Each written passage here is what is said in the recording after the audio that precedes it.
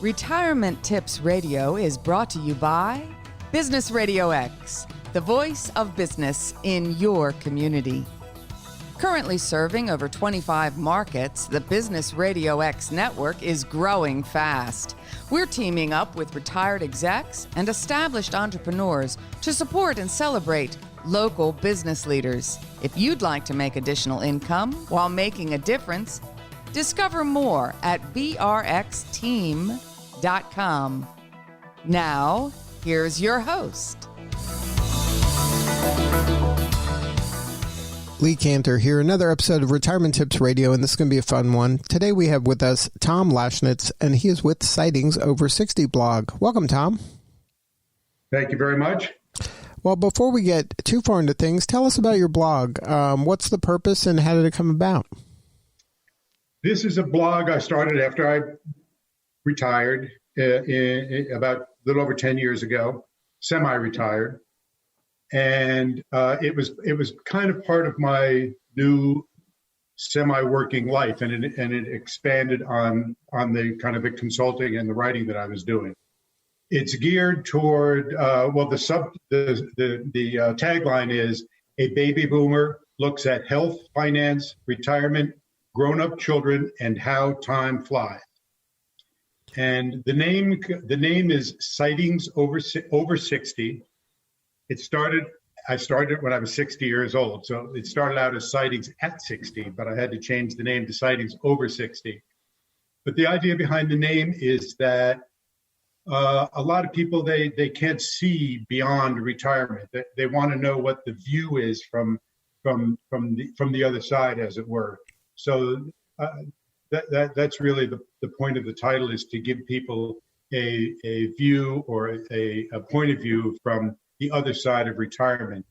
Or as one person suggested, it's like sightings of UFOs, and just like UFOs are kind of unknown and mysterious, so is retirement kind of unknown and mysterious. So people are looking for some sightings and just some feedback about what it's like. So now, what was it like those maybe a year or two prior to retiring? Did you have like a number, like a year, when I reach this year, then I'm going to retire? Like, how did the planning for that moment happen? Well, I retired, as the old joke goes. I went in and told my boss that I couldn't possibly work for him after what he had said to me. And what he said was, "You're fired." So that's how retirement happened to me.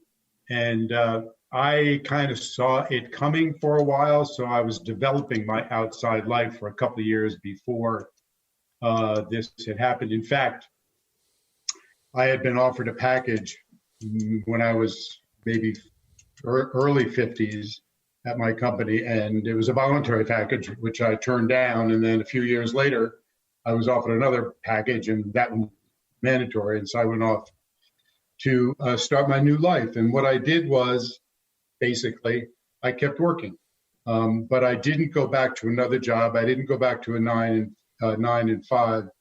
I was actually inspired by a friend of mine who was a few years older than me and actually had been laid off by the same company a couple years before I was. And he was able to arrange for himself some consulting work, actually from our old company, and he picked up some freelance work and a few other projects from people he knew. And he set up an office at home and soon found himself working maybe 20, 30 hours a week to supplement what it was an early retirement income. And the bonus, as he told me, was as soon as I left my job, he said, my back problems went away. I started to eat better, do more exercise. I made half as much money, but I felt twice as good and I'm twice as happy. So when I retired, I tried to pattern what my friend did. And I looked around for some work assignments, and I too found work at my old company, which I think a lot of people do. If you go out after retirement and are looking for freelance or consultancy work, the people you know, the people who know you and trust you, are likely to be in your old company or other people in related businesses. And that's where you're very likely to find the best opportunities. And so that's what I did. So now when you're taking on those work opportunities, are you doing it from I need the money standpoint, or is this I need something to do standpoint? Because every day you have to do something. And then I would imagine if you work, especially as an executive in a corporate setting, there's a rhythm to life. And then all of a sudden now you're kind of untethered. How does that kind of mental transition happen? I did it, yes, for the money. I didn't need a lot of money, but I needed some money to supplement what I was going to be bringing in my mid-50s, retiring early. I did it for the experience because I wanted to do something that I felt. I just felt for myself that if someone pays you for something, it's worth something. Volunteering is all very well and good, and I do some of it. But there's that little bit of empty feeling in your gut that says, is this really worth anything if no one's paying me for it? Now, I don't know if everybody feels that way, but I did. And so there was the money, and there was the feedback that the money meant. And as far as the schedule goes, that can be tough. I had a fairly loose job where I worked out of the office a fair amount, and I was on the road, not a lot, but some. And so I made a lot of my own hours. So I was used to working on my own. But it can be a challenge to not go to the office, but to go to your extra bedroom and sit in front of a computer and try to set yourself a schedule. That can be a challenge. Now, doing the blog, I would imagine at this stage, that's kind of a passion project. This is a way for you to share and to vent. So there isn't like a monetization plan around it necessarily, maybe not yet. But well, I do make some money off of advertising. You can put advertising on a blog, and I do make some money off of that. Not a whole lot, but some. But for me, the blog is kind of a package. I do some freelance writing. For example, I've done some columns for the U.S. News Retirement website, and I've done a lot of retirement kind of editing and writing and consulting. So it's part of the package. In doing this, I'm doing research by doing the blog that helps my other projects. I'm coming up with ideas, and also as part of a blog, in a way, you form a bit of a community. So you get feedback from your peers and colleagues. And so that gives you some ideas and some feedback about what people are thinking about, what's important, what you really want to focus your attention on, not just for the blog, but any other audience you might be looking at I focus on kind of pre-retirement, retirement, baby boomer type people. So I know what people are thinking about and what's important, because you also get feedback from your blog. You know how many people look at a particular article, you know how many comments you get, so you know what people are responding to. So now, what are some of the concerns from your audience? What are their issues that are pressing for them? Well, right now it's coronavirus. There's no question about it. As you know, the older you are, the more susceptible you are to this disease. And so anybody over 60, everybody over 70 is much more worried about this disease than people who are younger. So that's been something that's kind of taken over the interest of people in the last, how long has it been? 5 months, 6 months, something like that. But what I find in general is that people are not looking for advice so much, although occasionally it helps. For example, I did an article a couple months ago called "Can We Live Forever?" And it was basically health advice. And of course, everybody wanted to look at that and add their 2 cents about how they're going to live to 100. So advice is looked for, but I think more people are looking for engagement. Some of my most popular articles I have a kind of a series I've started called Stuff I Don't Understand. And people respond to kind of my own confusion about what's going on in the world and add to that and sometimes clarify, but mostly just empathize with one another. So it's engagement, it's advice, but it's engagement even more than that. Now, how do you see, how do kind of the people who are reading the blog, how do they see themselves? Are they, because at one point this group was called seniors, and now they're called boomers, and now young people use boomers as kind of a negative term to mean like kind of out of touch. How do kind of your community see themselves? If you could come up with an appropriate name for us, it would be wonderful. You go down in history. I remember I mentioned I do volunteer at our local Center for Learning and Retirement at our local university, Delaware Valley University. And we had a big discussion about, one of the women there started a podcast, and she wanted to tagline who it was for. Didn't want to call us seniors, didn't want to call us boomers, didn't want to call us anything like that. She came up with lifelong learners, which is another euphemism that doesn't quite fit. So like I said, people want to be thought of as being younger, prettier, stronger, and sexier than they really are. And in that sense, we're the same as everybody else.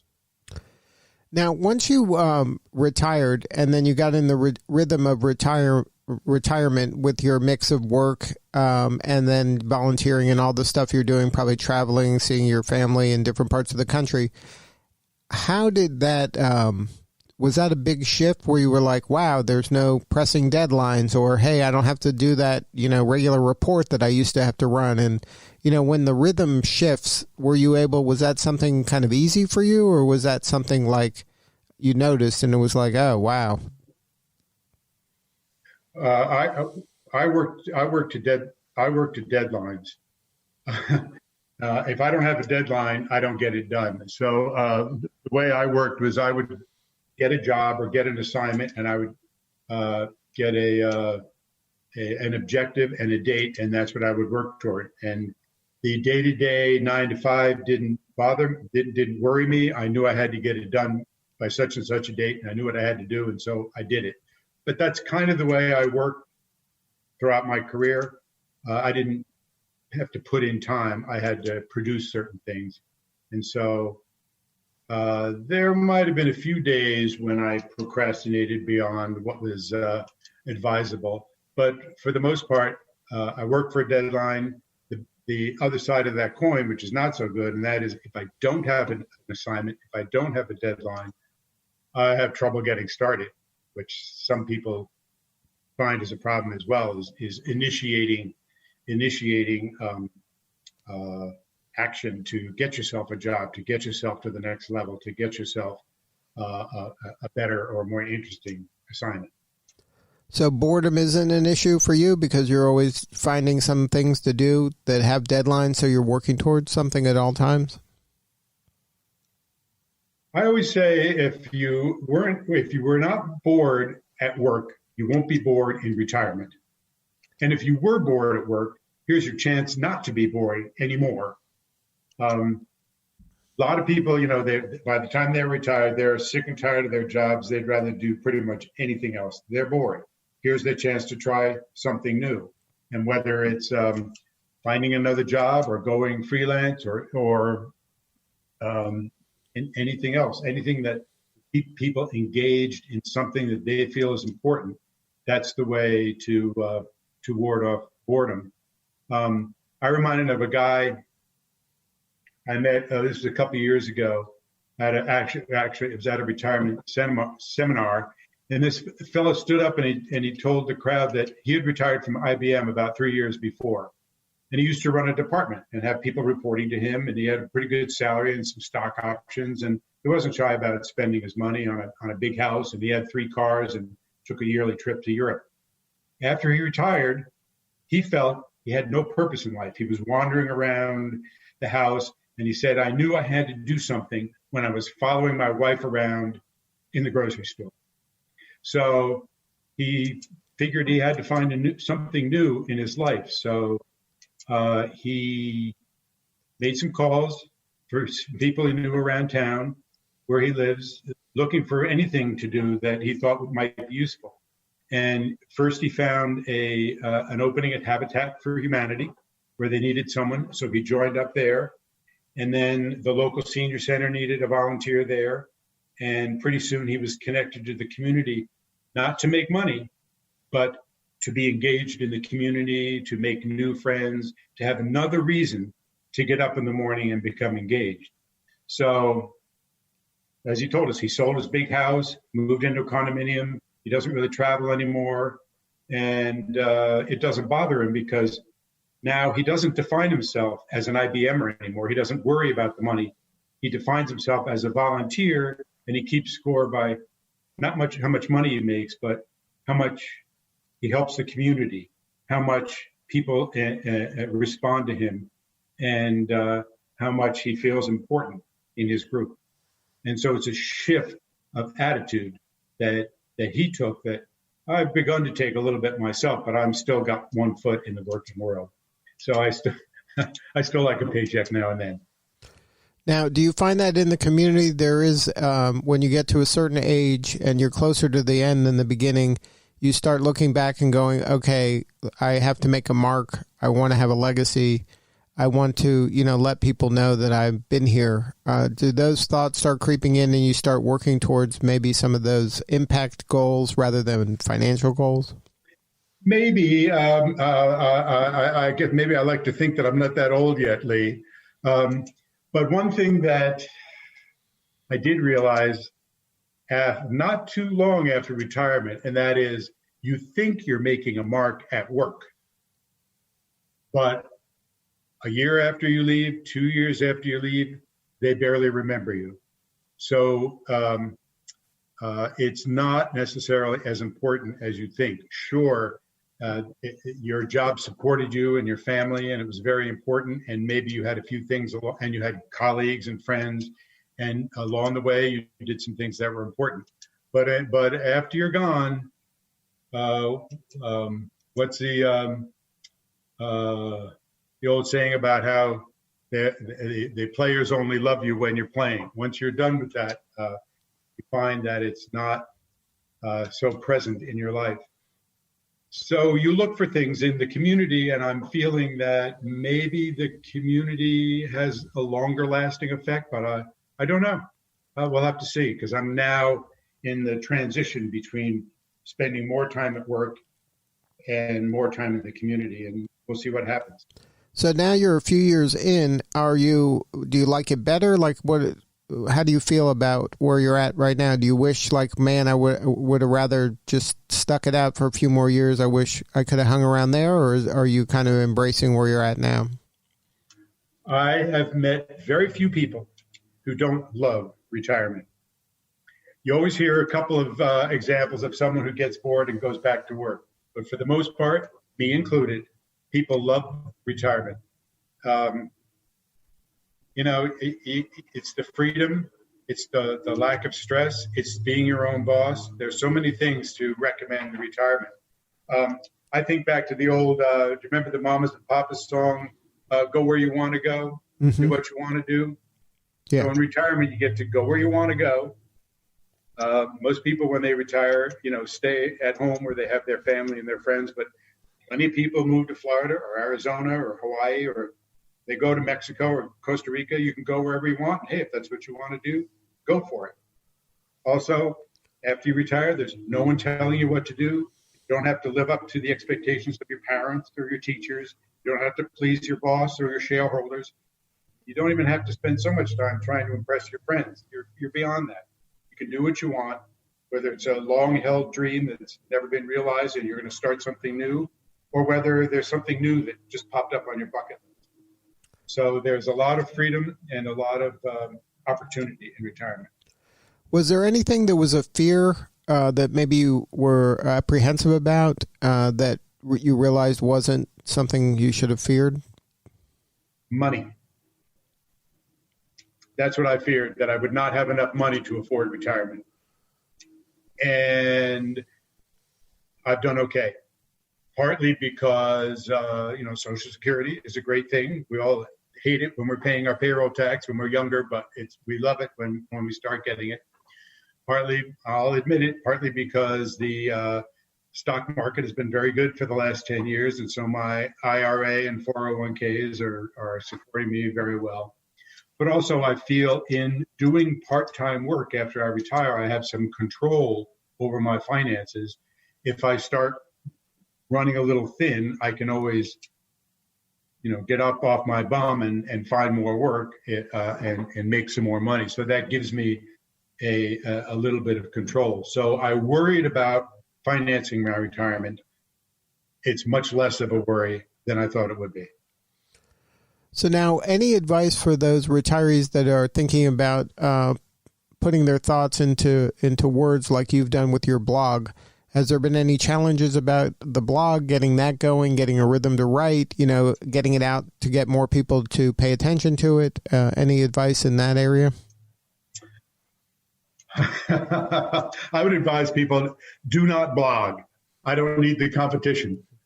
There are a lot of blogs out there, and honestly, it used to be you could make more money with the advertising, but ever since the ad block came in, you make less on that. It really has to be, especially now, a labor of love. What's more popular now, of course, and I know a number of people are doing it, instead of blogging, podcasting and vlogs, which are essentially video blogs. And people are doing that, but I have not done that myself. So I can't give specific advice, except that that's kind of where the trend is going, into vlogs and podcasts. But what are some ways that you're kind of building your audience through blogging? You build it through consistency, by blogging on a consistent basis so people don't forget who you are, by producing interesting material that people respond to, and by persistence. No one's going to find your blog or your podcast or your vlog in the first 6 months. You have to keep at it, and slowly you build an audience. Unless you come up with something like a super cute cat video or something and you get lucky and go viral, but most people don't. They build it over a longer period of time. So when did you know, were there any clues that you knew that your blog was going to get some traction, that you were on the right track? Yes. I mean, I think that as I said, it's a slow build. So as long as you don't plateau, you feel like you're making progress. By plateau, I mean, how many visitors you get, how many followers you have, how many readers and comments you have. So I'm up to about, I get about between 20 and 30,000 hits per month. And I'm still going up. So I figure I'm still, it's still worthwhile to do. So now in your retirement, this is the future. Is this just more of this? More traveling, more spending time with your family, more blogging, more writing, and then you think the work will slowly taper off? Sometimes when I think that, then I get surprised. I was beginning to think that because I stopped writing my column for U.S. News and Retirement, so I thought I was pulling back, and then all of a sudden there's a website for men over 50 called Menopause. So now suddenly they were in touch with me, and so some of my stuff is appearing on Menopause. So when one thing goes away, something else comes up. So my own attitude is, I'm going to just keep going until someone tells me to stop. And that's a thing about life, right? As long as you just keep doing the work and showing up, opportunities appear. And when you're enjoying yourself, when you don't feel like you're carrying a heavy load at work, then you like it. The fellow I mentioned in the beginning, who kind of inspired me to, after I retired, start my own consulting and freelance business. He's older than I am. He's well into his 70s. He's still working. And I was on the phone with him recently, and I said, well, Brian, his name is Brian. I said, well, you're into your 70s. You're getting any plans to retire? He told me, why should I? I really retired 15 years ago. Now I love what I'm doing. Yep, that's a great lesson. If you love what you're doing, it doesn't matter what you call it. That's for sure. So now if somebody wanted to check out your blog, what is the coordinates? The website is sightings@60.blogspot.com. But if you go on Google search and you put in sightings at 60, sightings over 60, any variation of that, they'll find it, because I'm up kind of higher on the list of the Googles. So you might have to see a UFO sighting before you get to sightings over 60, but you'll find me. And sightings at 60 is the number 60 spelled out in numerical form, right? Not spelled out. If you Google it, you can spell it out or put in 60. It doesn't matter. I spell it out because of the alliteration, sightings at 60. Right. Good. So, but it's sightings, SIGHTINGS, those kinds of sightings. Right. As in UFO sightings. Good stuff, Tom. But my UFO is retirement. Well, thank you so much for sharing your story. It's an amazing story, and congratulations on all the success. And I'm so happy that you're enjoying where you're at and you're sharing what you're learning so others can flatten their learning curve a little bit. Well, thank you very much, and I wish everybody well. Retirement, it's wonderful. All right. That was Tom Lashnits with Sightings at 60 blog. This is Lee Cantor. We'll see you all next time on Retirement Tips Radio.